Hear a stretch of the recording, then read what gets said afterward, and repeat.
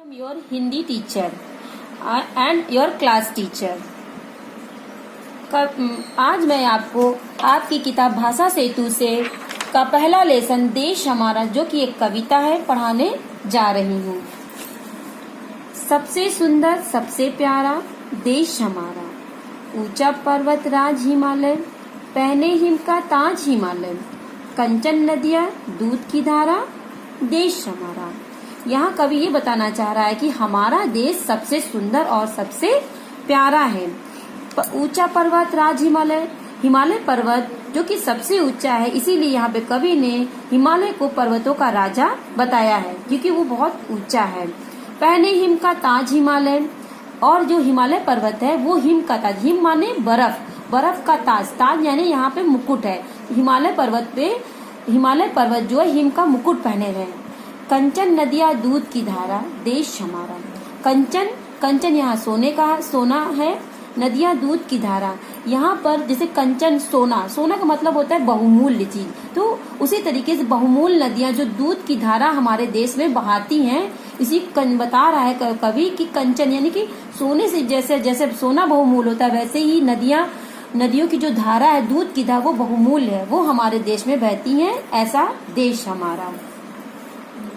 ध्वल हिमालय का ये प्रांगण, गंगा धोती है आंगन, मेघ बरसते रस की धारा देश हमारा। ध्वल, ध्वल मीन्स सफेद होता है, और प्रांगण, प्रांगण मीन्स आंगन होता है। ये कवि यहाँ बताना चाह रहा है कि हिमालय का जो आंगन है वह ध्वल यानी सफेद है। क्यों? क्योंकि वहाँ पर हमेशा बर्फ जमी रहती है, इसलिए वो सफेद है।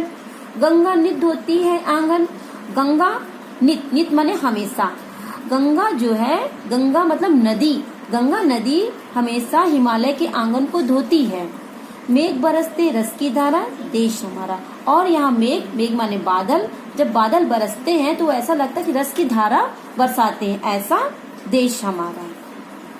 लहरें आ चरणों को धोती, बिखराती लाकर मोती, सिर धुनता है सागर खारा देश हमारा। लहरें आ चरणों को धोती, कवि यहाँ बताना चाह रहा है कि जो सागर है वो भारत माता के चरणों को धोती है, उनकी लहरें आकर माँ के चरणों को धोती है। बिखराती लाकर मोती, बिखराती, यहाँ पे कवि बताना चाह रहा है कि सागर के अंदर बहुत से बहुमूल्य मोती होते हैं जो माँ के चरणों पर लाकर बिखरा देते हैं। सिर धुनता है सागर खारा देश हमारा। सिर धुनता यानी कि सिर धुनना का मतलब यहाँ पर है कि बार बार, सागर खारा यानी कि सागर कैसा है, खारा है, तो कवि यहाँ बताना चाह रहा है कि बार बार जो सागर है वो माँ के, भारत माँ के चरणों को धोता है, ऐसा देश हमारा। मलय पवन करता है वंदन, अंग राग करता ले चंदन, राग पराग सुरभि की धारा देश हमारा। मलय पवन करता है वंदन, मलय, मलय यहाँ पे एक पर्वत का नाम है। पवन, पवन मीन्स हवा, यानी कि जो मलय पर्वत है, जब मलय पर्वत के से हवा चलती है तो ऐसा लगता है कि वो हमारे देश की वंदना कर रहा, वंदना मतलब गुणगान कर रहा है।